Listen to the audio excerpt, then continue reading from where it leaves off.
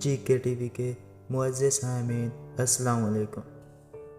موٹاپے سے بچنے کے طریقے۔ نمبر 1، میٹھے مشروبات کی بجائے پانی کا استعمال کریں۔ نمبر 2، گرمیوں میں پانی کی مقدار بڑھا دیں۔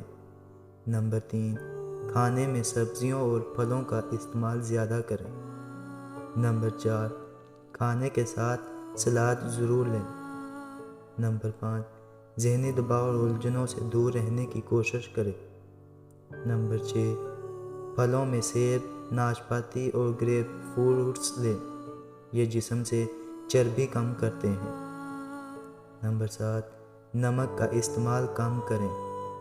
نمبر 8، گرین ٹی ہر کھانے کے بعد 1 کپ پی لیں۔